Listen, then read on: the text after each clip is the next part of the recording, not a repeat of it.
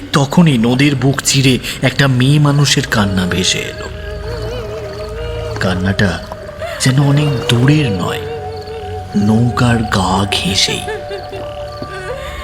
সে কান্নায় একটাই শব্দ বারবার ফিরে আসছে, আমার ছেলেটাকে ধরো, আমার ছেলেটাকে ধরো, আমার ছেলেটাকে ধরো।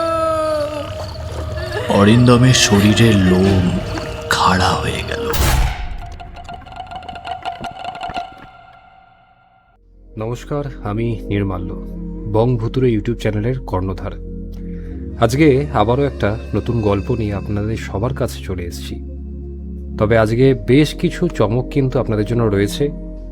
তার আগে একটা কথা আপনাদের সবার সাথে আমি শেয়ার করতে চাই যে আজকে যে গল্পটা আপনারা শুনতে চলেছেন সেই গল্পটার নাম হচ্ছে মাঝরাতের গ্রামের খেয়াঘাট। টিপিক্যাল গ্রাম বাংলার যেরকম ভূতের গল্প হয় সেই রকমই কিন্তু আপনারা ফিল পাবেন।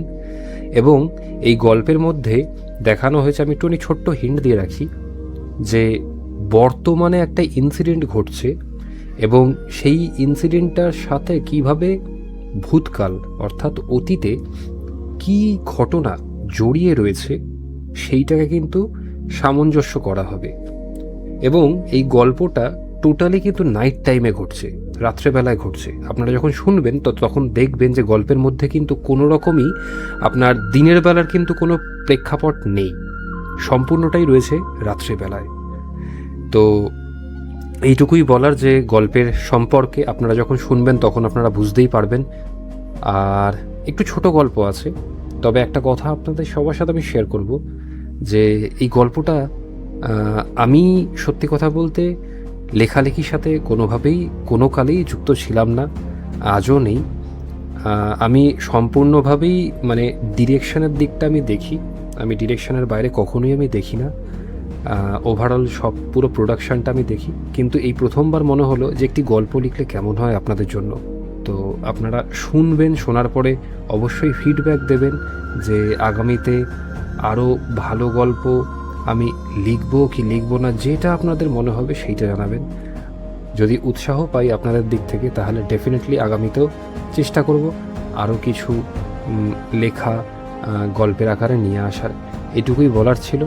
তো বেশি কথা বলে সময় নষ্ট করব না, চলুন তাহলে গল্পটা শুনে নেওয়া যাক।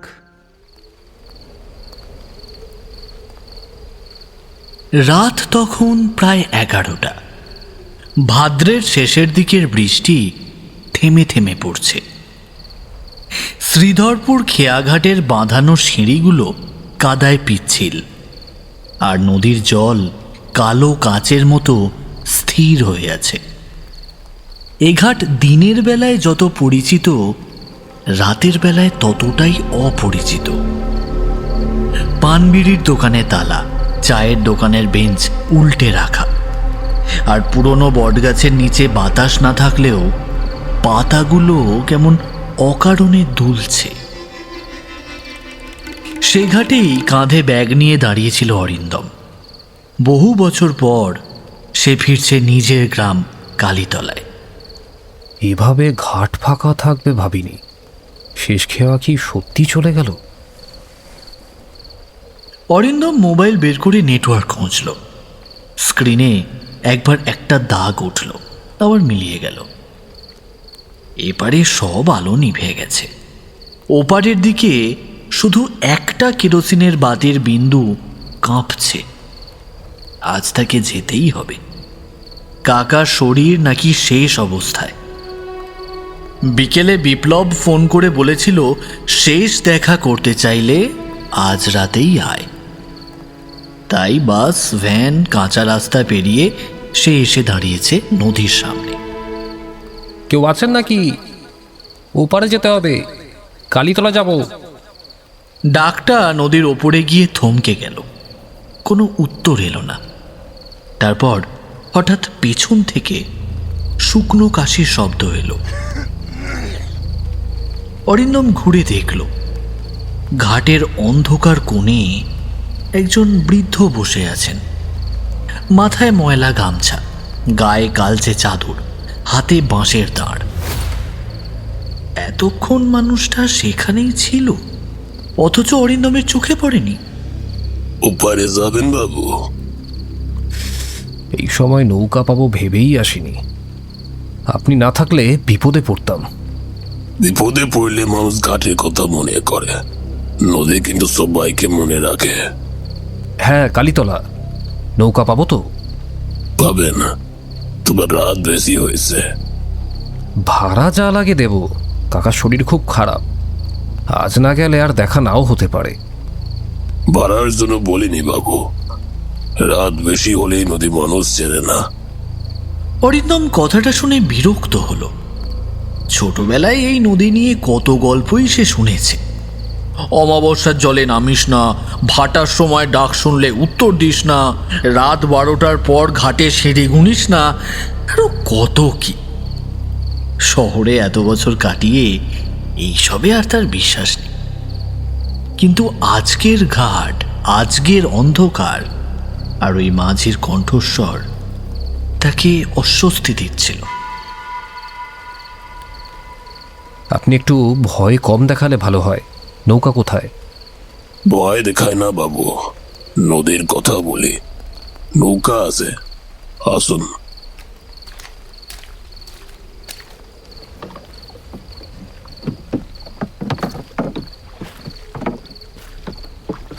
ঘাটের বাঁ দিকের অন্ধকার থেকে হরিমাঝি একটা সরু কাঠের নৌকা ঠেলে আনলো।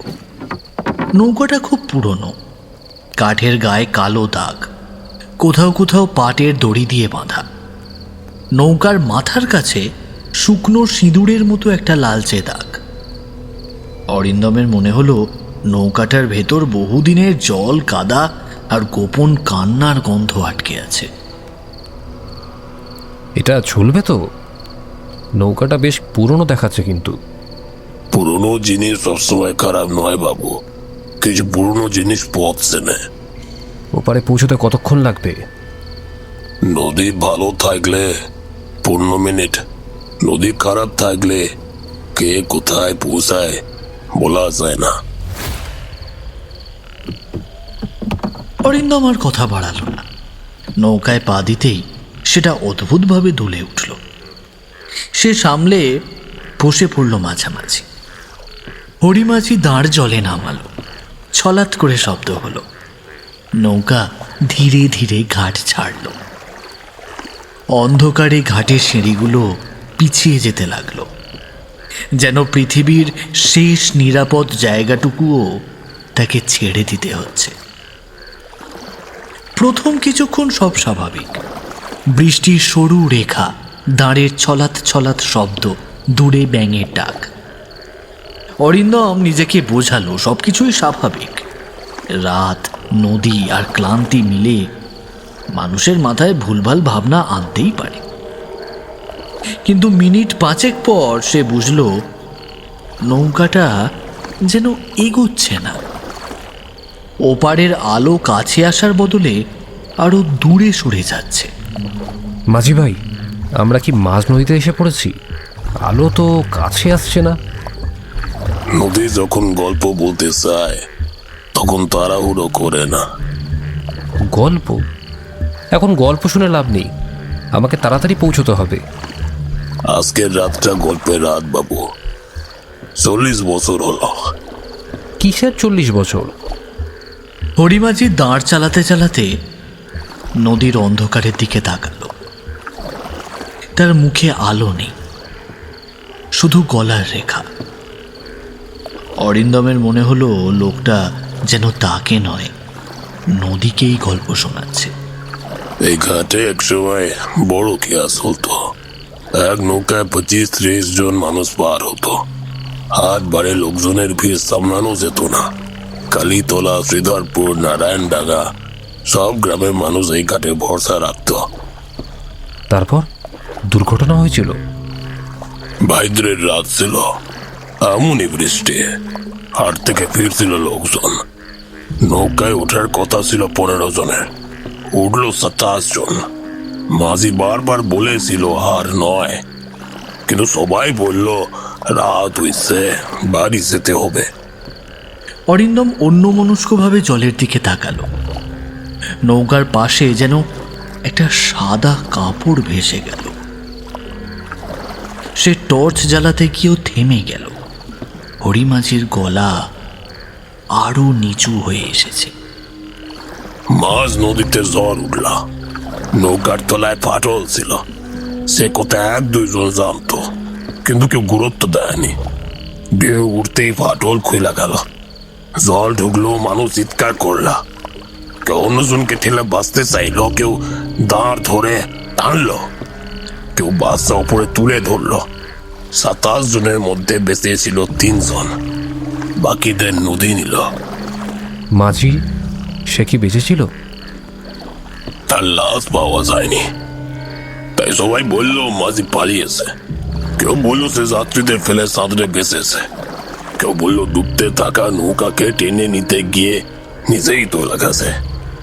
সত্যিটা নদী ছাড়া কেউ জানলো না। কথাটা শেষ হতেই নৌকোর তলা থেকে টুপটাপ শব্দ এলো। অরিন্দম নিচে তাকালো। অন্ধকারে প্রথমে বোঝা গেল না। সে মোবাইলে টর্চ জ্বালতেই দেখলো নৌকার তলায় জল জমেছে। সেই জলে ভাসছে একটা লাল সুতো। সুতোটা যেন কোনো শিশুর কবজি থেকে খুলে এনেছে। এই যে জল ঢুকছে, নৌকার তলায় ফাঁক আছে নাকি? সব নৌকার তলাতেই ফাঁক থাকে বাবু, কেউ আগে বোঝে, কেউ শেষে। আহা, এটা মজা করার সময় নয়, নৌকা ঘোরান এক্ষুনি। আপনার চোখে আমি ভরসা পাচ্ছি না মাঝি ভাই। আপনি যদি মানুষ হন তবে আমাকে ঘাটে ফিরিয়ে দিন। মানুষ ছিলাম বাবু, তাই তো অন্য মানুষের মিথ্যে আমার গলায় দড়ি হয়ে রইল। সে গল্প শুরু হয়েছে, তার মাঝপথে ঘাটে ফেরা যায় না। ঠিক তখনই নদীর বুক চিরে একটা মেয়ে মানুষের কান্না ভেসে এলো। কান্নাটা যেন অনেক দূরের নয়, নৌকার গা ঘেঁষেই। সেই কান্নায় একটাই শব্দ বারবার ফিরে আসছে। আমার ছেলেটাকে ধরো, আমার ছেলেটাকে ধরো, আমার ছেলেটাকে ধরো। অরিন্দমের শরীরের লোম খাড়া হয়ে গেল। কে ওখানে? রাতে নদীতে ডেকে উত্তর চাইতে নেই। কেউ ডুবছে, শুনতে পাচ্ছেন না? 40 বছর ধরে ডুবছে। ওটা যদি স্মৃতি হয় তবে এত বাস্তব কেন লাগছে? যে কান্না কেউ শোনে না, সে কান্নার সময়ের সঙ্গে বাস্তব হয়ে যায় বাবু। নৌকার বাঁ পাশে জলের ওপর দুটো ছোট হাত উঠল, শিশুর হাত। আঙুলগুলো ছটফট করছে। অরিন্দম দাঁড়াতে গেল, কিন্তু হরিমাঝি তার কবজি চেপে ধরল। সেই হাত বরফের মতো ঠান্ডা। অরিন্দমের গলা শুকিয়ে গেল। চোখের সামনে হাত দুটো জলের ভেতরে মিলিয়ে গেল। আপনি কে? সত্যি করে বলুন। আমি মাঝি, যে পার করে। কোন পার? কালীতলা না অন্য কোথাও? যে ওপার সবাই একদিন যায়, সেই পারও নদীরে। অরিন্দম উঠে দাঁড়াতে চাইছিল, কিন্তু নৌকা এমনভাবে দুলল যে সে আবার পড়ে গেল। মোবাইলের স্ক্রিন নিজে থেকেই চলে উঠল। কোনো নম্বর নেই, শুধু লেখা মা। তার মা 8 বছর আগে মারা গেছেন, তবু কল বেজে চলেছে। অরিন্দম কাঁপা হাতে ফোনটা কানে ধরল।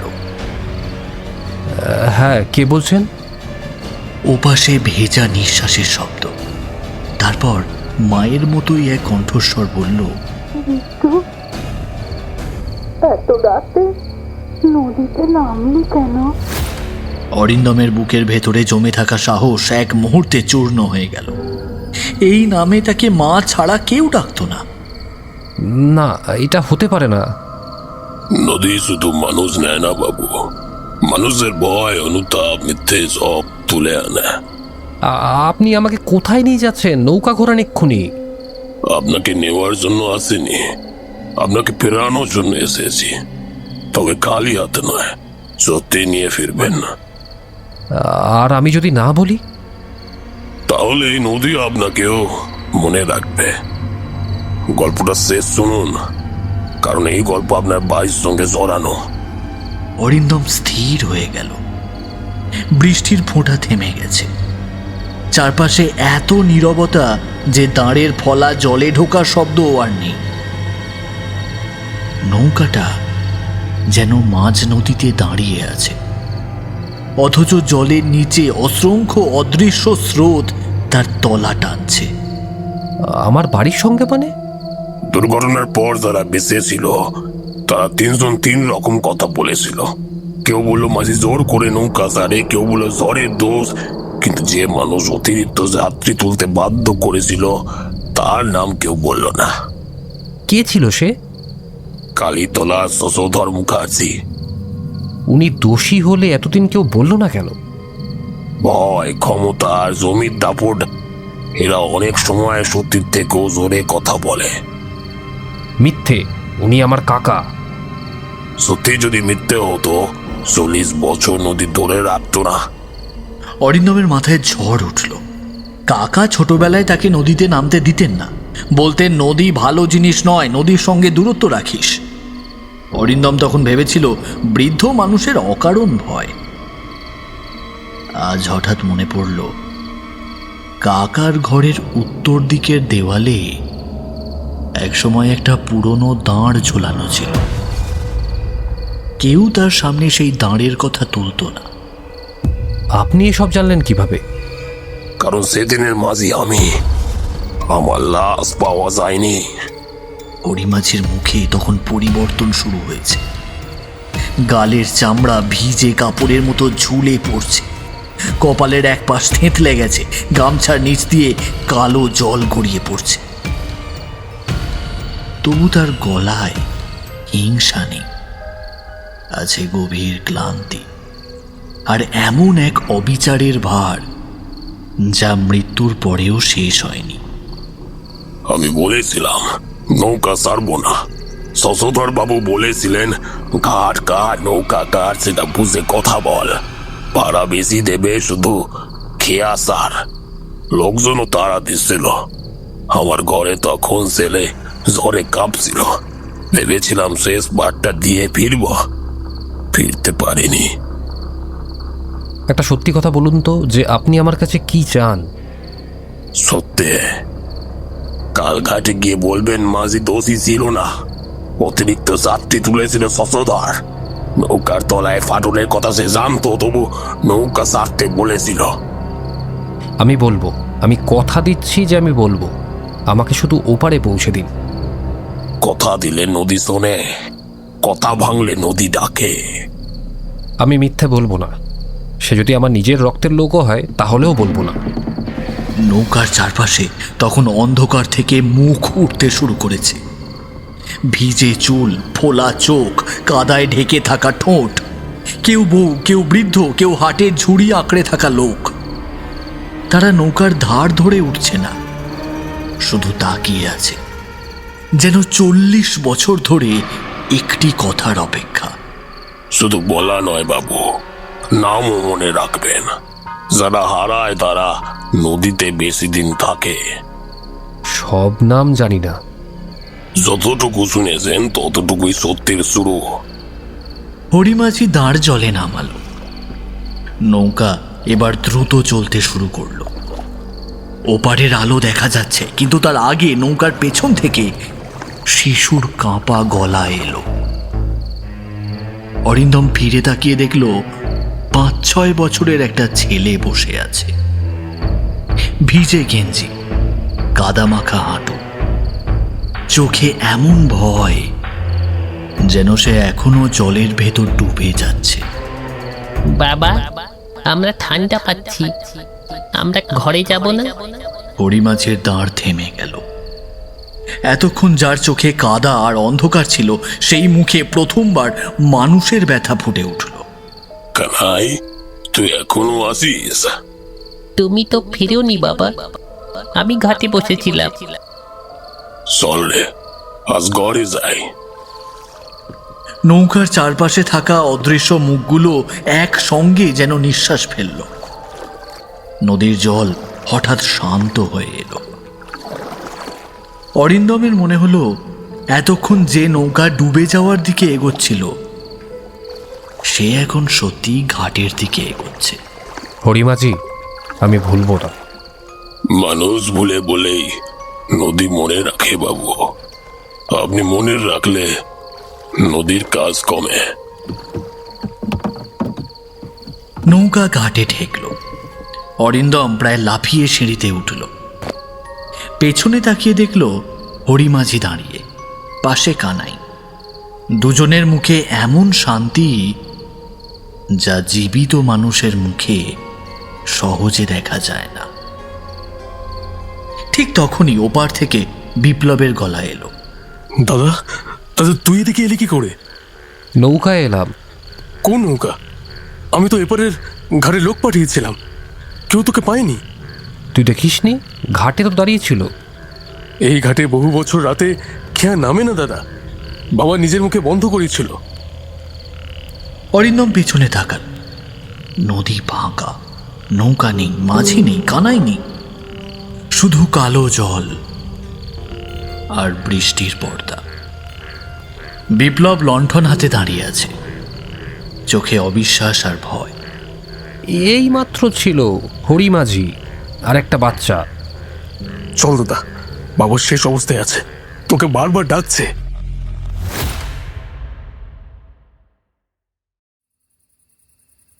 শশধরবাবুর ঘরে ঢুকতেই অরিন্দম বুঝল মৃত্যু দরজার ঠিক বাইরে দাঁড়িয়ে। কাকার মুখ শুকনো, চোখ কোটরে ঢুকে গেছে, কিন্তু অরিন্দমকে দেখেই সেই চোখ দুটো বড় হয়ে উঠল। তিনি কথা বলতে পারছেন না, শুধু বালিশের পাশে রাখা পুরনো কাঠের বাক্সটার দিকে তাকিয়ে রইলেন। ওটা খুলে দেখ বিপ্লব, ওটা খুলে দেখ। এই বাক্সটা বাবা কাউকে ছুঁতে দিত না। বিপ্লব বাক্সটা খুলল। ভিতরে লাল কাপড়ে মোড়া একটা ভাঙা দাঁড়ের টুকরো, কাঠের গায়ে কালচে দাগ, আর এক পাশে খোদাই করা হরি। ঘরে থাকা কেরোসিনের বাতির আলোতে সেই নামটা দেখে অরিন্দমের বুকের ভেতর যেন কেউ বরফ ঢেলে দিল। হরি। আমি জানি কাকা, হরিমাঝি আমাকে সব বলেছে। ক্ষমা।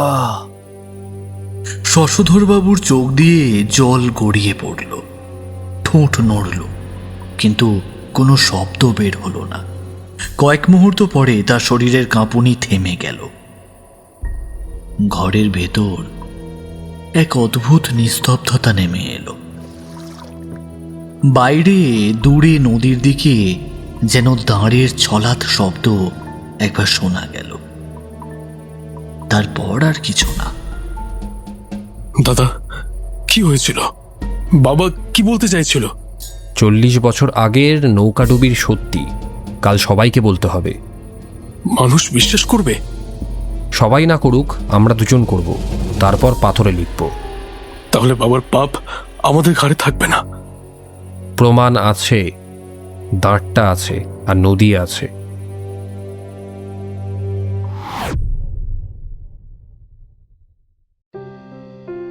পরদিন ভোরে অরিন্দম পঞ্চায়েতের সামনে সব বলল। প্রথমে কেউ বিশ্বাস করেনি, তারপর ভাঙা দাঁড়ের টুকরো দেখে গ্রাম জুড়ে চাপা গুঞ্জন উঠল। কয়েকজন বৃদ্ধ পুরনো স্মৃতি টেনে বলল শশধর সত্যিই সেদিন নৌকায় ছিল।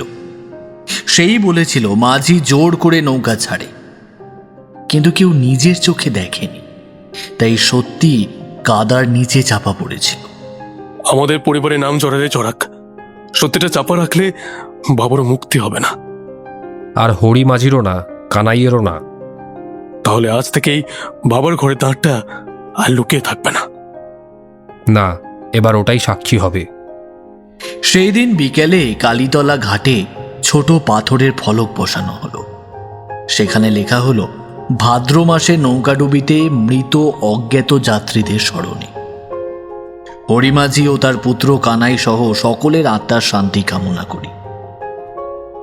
সব নাম জানা যায়নি, কিন্তু যতজনের নাম মনে ছিল গ্রামের মানুষ বলল, কেউ ভুল বলল, কেউ কেঁদে বলল।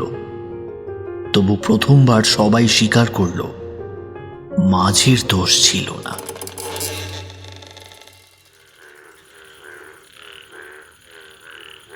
দেখলেন বাবু, সত্যি একবার ওপারে পৌঁছালে নদী শান্ত হয়। কেউ হরিমাঝিকে দেখেনি, কিন্তু অরিন্দম স্পষ্ট শুনেছিল কথাটা। সন্ধ্যের পর ঘাটে দাঁড়িয়ে সে দেখল ভাটার কাদার মধ্যে একটা পুরনো নৌকার অর্ধেক পাটাতন উঠে এসেছে। কাঠ এত পচে গেছে যে তাতে হাত দিলেই ভেঙে যায়।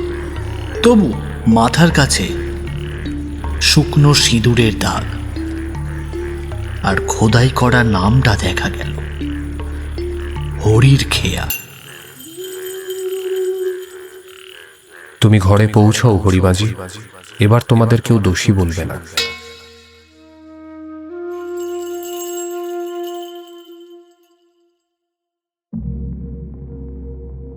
বহু বছর কেটে গেছে। কালীতলা ঘাটে এখন পাকা সেতু হয়েছে। খেয়া প্রায় উঠেই গেছে। মানুষ বাইক, অটো, ট্রাক নিয়ে নদী পার হয়। কিন্তু ভাদ্রের বৃষ্টি ভেজা গভীর রাতে যখন হাওয়া থেমে যায় আর নদীর জল কালো কাঁচের মতো স্থির থাকে, শ্রীধরপুর ঘাটে নাকি এখনো একটা সরু নৌকা এসে দাঁড়ায়। কেউ তাকে ডাকতে হয় না। অন্ধকারে একা দাঁড়িয়ে থাকা পথিকের পেছন থেকে শুধু একটা কর্কশ শান্ত গলা শোনা যায়। ওপারে যাবেন বাবু? যে মানুষ মিথ্যে নিয়ে সেই নৌকায় ওঠে সে আর ফেরে না, কারণ নদী সব ভুলে যায় না। নদী শুধু অপেক্ষা করে যতদিন না সত্যি ওপারে পৌঁছায়।